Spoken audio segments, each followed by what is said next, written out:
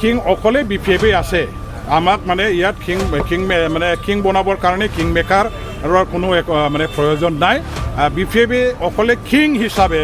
এই অঞ্চলৰ ৰাজ্যটো শাসন কৰিবৰ কাৰণে নিজে যথেষ্ট পৰ্যাপ্ত পৰিমাণৰ মানে এটা শক্তি আৰু দল বুলি আমি ক'ব খোজোঁ যিসকলক আজি উচ্ছেদ কৰা হৈছে তেখেতসকলক মানৱীয় দৃষ্টিভংগীৰ পৰা চাই তেখেতসকলক মানে ৰেচন পাতি যোগান ধৰাৰ ব্যৱস্থা কৰিব লাগে মানে ৰাইজে বিচৰা ধৰণৰ কেতিয়াবা ফৰ্মুলাবিলাক নিমিলে প্ৰত্যেকটো দলৰ নিজৰ নিজৰ নীতি আদৰ্শ মিছন আৰু ভিজন থাকে এজেণ্ডা থাকে আৰু এইবিলাক এজেণ্ডা মিছন ভিজন অবজেক্টিভটো লৈ পেলাই দলবিলাকে কাম কৰাৰ কাৰণে কিছুমান ক্ষেত্ৰত ৰাজনৈতিক দলবিলাকৰ মাজত ৰাইজে বিচাৰিলেও এইবিলাক ক্ষেত্ৰত বাস্তৱত সফল মানে নহয় এক গোট হ'ব পাৰিলে খুবেই ভাল মই আজিও সেইটোকে বিচাৰোঁ আৰু এক গোট কৰিবৰ কাৰণে যথেষ্ট চেষ্টাও চলাই আহিছিলোঁ কামো কৰিছিলোঁ আলাপ আলোচনাৰ এটা মাহলো তৈয়াৰ কৰা হৈছিলে এতিয়া কিন্তু এইটো মানে কিছুমান কাৰণত আমাৰ স্তব্ধ হৈ আছে এক প্ৰকাৰ মানে বিফল হোৱাৰ দৰে হৈ আছে আৰু এইটোকে যদি আমাৰ দুয়োটা দলৰ নেতাবিলাকে যদি মানে পুনৰ বিচাৰি পেলাই আলোচনা প্ৰক্ৰিয়াটো যদি আগবঢ়াই লৈ যাব বিচাৰে মই সবতকৈ সুখী হ'ম আৰু এক গোট হৈ পেলাই একত্ৰিতভাৱে যুঁজ দিলে BTC অঞ্চলত আমাৰ ৰিজনেল দল বাছি থাকিব আৰু BTC অঞ্চলৰ ৰাইজৰ যিটো আকাংক্ষা এইবিলাক পূৰণ কৰিবৰ কাৰণে BTC ৰক্ষণাবেক্ষণৰ কাৰণে কাম কৰিবৰ কাৰণে আৰু BTCৰ অধিক শক্তিশালী কৰিবৰ কাৰণেও বেছিকৈ মানে লাভ হ'ব গতিকে দুয়োটা দলৰ নেতাবিলাকে ইয়াৰ ওপৰত নিশ্চয় চিন্তা চৰ্চা কৰিব মই আহ্বানো কৰিছোঁ UPPL দলকো আহ্বান কৰিছোঁ আমাৰ BPF দলৰ নেতা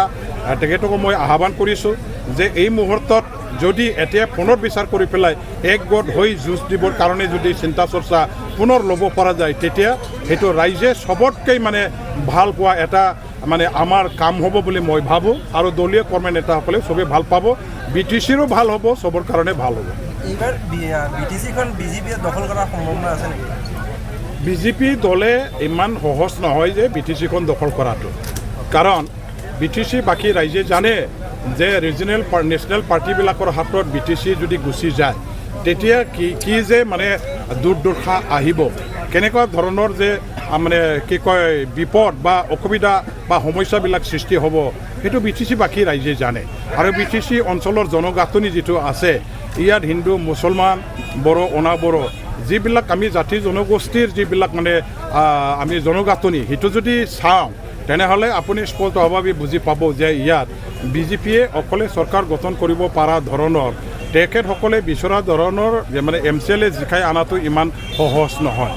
ৰাইজে চবে ইয়াত বসবাস কৰা সব জাতি জনগোষ্ঠীৰ মানুহবিলাকে এই দলটো মানে আগ্ৰহেৰে আঁকোৱালি ল'ব পাৰিব লাগিব বিশেষ এটা শ্ৰেণীৰ বিশেষ এটা গোষ্ঠীৰ মানুহবিলাকেহে মাত্ৰ যদি গ্ৰহণ কৰে তেনেহ'লে এইখিনি দি আমি মানে কেতিয়াও সফল হোৱাটো আশা কৰিব নোৱাৰোঁ গতিকে এই মুহূৰ্তত BTC অঞ্চলৰ যিটো মানে তেওঁলোকৰ দলৰ ভেটি বা বিভিন্ন জাতি জনগোষ্ঠীৰ মাজত যিটো জনপ্ৰিয়তা তেওঁলোকে সম্পূৰ্ণভাৱে আজিলৈকে মানে লাভ কৰিব পৰা নাই আৰু জাতি জনগোষ্ঠীৰ মাজত এতিয়ালৈকে তেখেতসকলক উদ্দেশ্যৰে গ্ৰহণ কৰা এই ৰাজনীতিক পৰ্যায়টো এতিয়ালৈকে অহা নাই ইয়াৰ কাৰণে ইমান সম্ভৱ নহয় যে তেওঁলোকৰ ফালৰ পৰা মানে কি কয় এবজলুট মেজৰিটি লৈ পেলাই BTC গঠন কৰিব তেনেকুৱা ধৰণৰ সম্ভাৱনা মই দেখা নাই তেখেতসকলে যুঁজি আছে যুঁজক আমাৰ ক'ব লগা নাই ৰাজনীতিক দল হিচাপে গণতান্ত্ৰিক দেশত পাৰ্লামেণ্টাৰী ছিষ্টেম অফ ডেমক্ৰেচি যিটো মাল্টি পাৰ্টি ছিষ্টেমৰ দ্বাৰা দি চলে গতিকে BTC অঞ্চল এতিয়া যিহেতু সুস্থিৰ এটা অঞ্চল হিচাপে প্ৰত্যেকটো দলে গণতান্ত্ৰিক এক্সাৰচাইজ কৰিবৰ কাৰণে আহিছে কংগ্ৰেছ আহিব UDF আহিব BJPও আহিব আহক আমাৰ বেয়া পাব লগা নাই ক'ব লগা নাই কিন্তু আজিৰ দিনটোত যিটো দেখা পাওঁ যে BTC অঞ্চলৰ সকলো জাতি জনগোষ্ঠীৰ সকলো ধৰ্মাৱলম্বী মানুহবিলাকে BTC ৰক্ষণাবেক্ষণৰ কাৰণে BTCৰ সৰ্বাংগীন উন্নয়নৰ কাৰণে শান্তি সম্প্ৰীতি সমন্বয় আৰু সকলোৰে অধিকাৰ সুৰক্ষিত কৰাৰ স্বাৰ্থত এটাই মাত্ৰ দল আছে বুলি ভাবিছে সেই দলটো হ'ল BPF দল গতিকে বেলেগ বেলেগ দল থাকিলেও BPF দলটোকে BTC বাকী ৰাইজে মানে বিপুলভাৱে ভোট দি জিকাই দি BPFৰ হাততে চৰকাৰ গঠন কৰিবৰ কাৰণে এইখিনি ক্ষমতাটো অৰ্পণ কৰিব বুলি আমাৰ দৃঢ় বিশ্বাস কিং অকলে BPFে আছে আমাক মানে ইয়াত কিং বনাবৰ কাৰণে কিংমেকাৰৰ কোনো মানে প্ৰয়োজন নাই। বিজেপি অকলে কিং হিচাপে এই অঞ্চলৰ ৰাজ্যটো শাসন কৰিবৰ কাৰণে নিজে যথেষ্ট পৰ্যাপ্ত পৰিমাণৰ মানে এটা শক্তি আৰু দল বুলি আমি ক'ব খোজোঁ। ব্যক্তিসকলক পুনৰ এইটো দলৰ কথা নহয়, মই ব্যক্তিগত ফালৰ পৰা এটা মত পোষণ কৰিব খোজোঁ।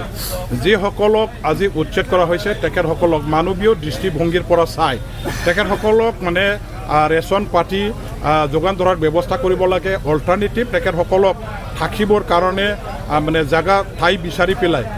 চৰকাৰৰ ফালৰ পৰা ঘৰ বাৰী বনাই দিয়াৰ ব্যৱস্থা মানে কৰাৰ দৰকাৰ আছে। গতিকে আমি কোনো প্ৰকাৰে কোনো জাতিৰ প্ৰতি অন্যায় অত্যাচাৰ বা এই ধৰণৰ মানে শোষণ দমন কৰাটো কেতিয়াও